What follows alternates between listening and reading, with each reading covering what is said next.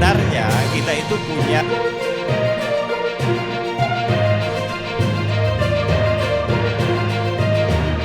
tanggapan bisa KPU Kabupaten Kota. Kalau dia pakai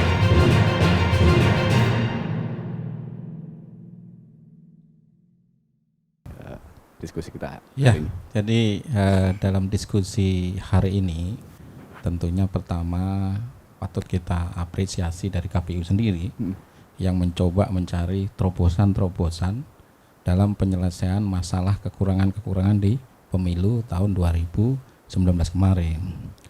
Tapi perlu diingat, baik belum tentu benar. Ya.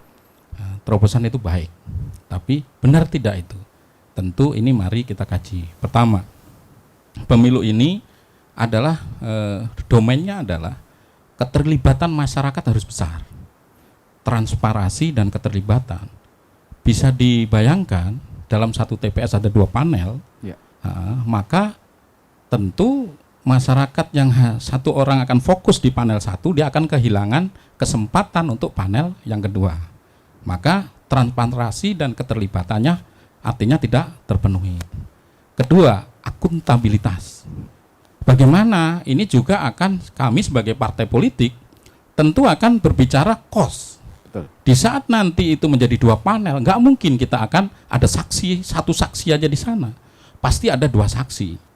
Kalau cost dengan 1 panel itu 1 miliar, bisa dibayangin kalau ini 2 panel bisa kita harus nyari dana lagi untuk saksi dalam panel yang satunya. Nggak mungkin dong kita tinggalkan panel 1.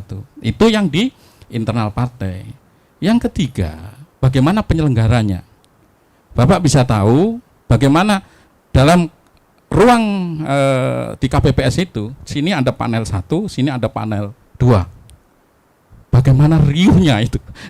Riuhnya lah. Maka karena ini baru ide dan gagasan dan simulasi sudah dilakukan kalau nggak salah di Palembang oleh KPU Pusat, maka evaluasi kembali dalam hal ini karena harus terpenuhi tadi baik, tapi juga harus benar. Karena akuntabilitas dalam pemilu itu penting. Karena kalau itu tidak terpenuhi, maka akan mendistorsi bagaimana kredibilitas pemilu itu sendiri akan jatuh.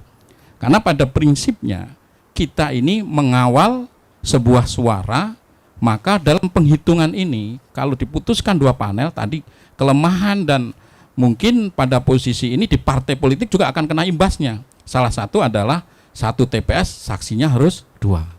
Nah ini tentu menjadi masukan ke KPU apabila nanti ini diputuskan untuk akhirnya masuk di PKPU. Saya rasa PKPU akan menunggu hasil dari Mahkamah Konstitusi yang 6 atau 7 Juni besok akan diputuskan terbuka atau tertutup. Nah itu pasti yang ditunggu.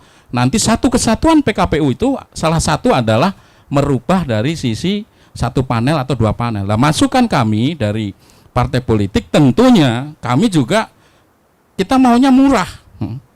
Pemilu ini maunya murah, kan kemarin dijadikan 1 tahun ini ada 2 pemilu, ada presiden, DPR RI dan besok di bulan pertengahan tahun itu ada pilkada. Salah satu targetnya adalah murah. Kalau ini dijadikan 2 panel, mungkin penyelenggara gampang, tapi kami sebagai peserta pemilu akan mutar otak lagi untuk nambah 1 saksi lagi. Bagaimana itu kita akan memutar itu lagi. Saya rasa itu Bang untuk tanggapan pertamanya. Ya. Artinya kalau beban saksi itu harus ditanggung oleh partai. Bagi partai yang siap menyediakan saksi, it's okay. Tapi bagi yang tidak, apakah ini asas keadilannya juga tidak akan ketemu. Karena ya? Haknya untuk merintah saksi untuk mendapatkan informasi, transparansi, akuntabilitas dari hasil pemilu akhirnya nggak terpenuhi. Ya. Tapi ide dan gagasan KPU bagus, baik. Tapi belum, tadi saya sampaikan, kebenarannya belum, karena pemenuhan keadilan dalam nanti peserta pemilu itu punya hak yang sama untuk bagaimana saksi-saksi itu bisa ditempatkan kepada titik-titik yang sudah disepakati. Kalau ini berubah seperti tidak seperti tahun 2019, maka tentunya nanti menjadi 2 panel, itu kan kita juga harus mempersiapkan yang Ya. ada. Maka saya sepakat dengan Bawaslu tadi, perlu kajian dan penelitian yang tepat dalam menetapkan ini nanti. Maka perlu naskah-naskah akademik yang betul-betul, walaupun ini waktu kan sudah mendesak nih. Ya. Ini paling sekitar seminggu lagi keputusan itu sudah ada. Ya kalau memang masih ragu, ya jangan dijalankan. Untuk sementara diperbaiki dari parameter-parameter yang ada. Ya contoh pada posisi nanti penghitungan tadi sudah disampaikan oleh dari Bawaslu, ada titik-titik lain yang memang perlu diperbaiki.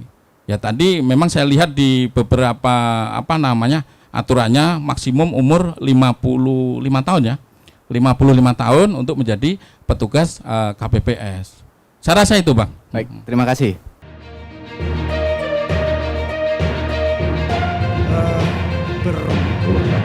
Sebenarnya kita itu punya